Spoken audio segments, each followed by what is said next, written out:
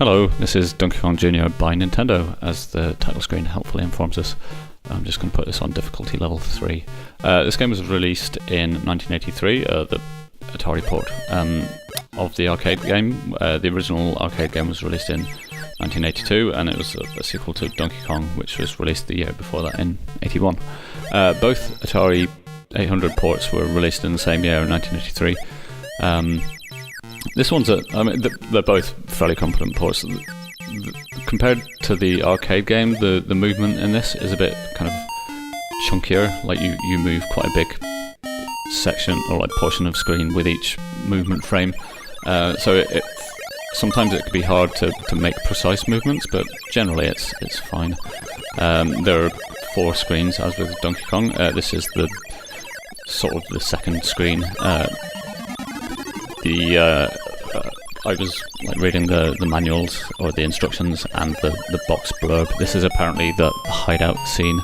The first level is the Vine Scene. The next one is the Chain Scene, which is actually the final level. You'll notice that when I complete it, it'll play like the ending sequence, and then it goes back to the start again. And then the third of the levels is called the Jump Board Scene. You'll see that at some point and see how much kind of bullshit it is. I was going to say, yeah, so interestingly, like from looking at the manuals, Mario does actually have the name Mario at this point. When the original arcade Donkey Kong came out, he just had the name Jumpman.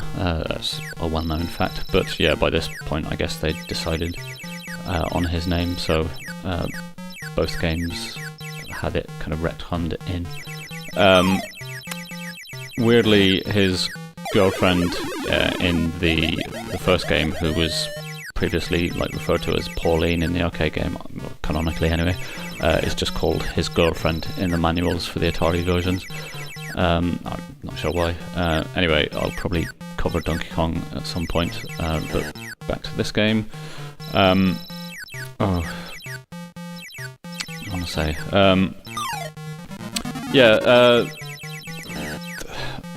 This level in particular just throws a bunch of enemies at you and can be a bit kind of frustrating at times. And you basically just kind of have to move really slowly to pick your way through the enemies. Some of the other levels are offer different kinds of challenges, like precise platforming, which you'll sort of see in a minute in the jump board scene. This music always sort of reminded me of Judy in the Sky with Glasses. I don't know if that's intentional, and presumably it is a homage because the bassline is kind of identical. I learned that these enemies from the instructions for the 800 version of the game are called Snapjaws. The manual sort of draws them as mechanical. I always just assumed that they were kind of organic but slightly weird crocodile heads. But yeah, they're just like a weird mechanical jaw.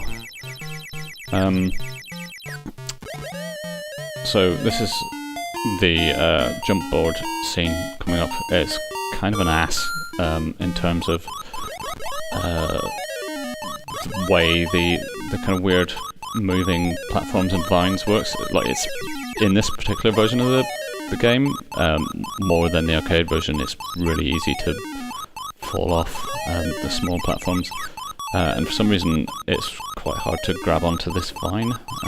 I've failed that quite a lot, and also you don't get a lot of room here to maneuver. I mean, it's fine. It is one of the kind of more difficult levels that you come across. So I don't actually know if... so I'm on...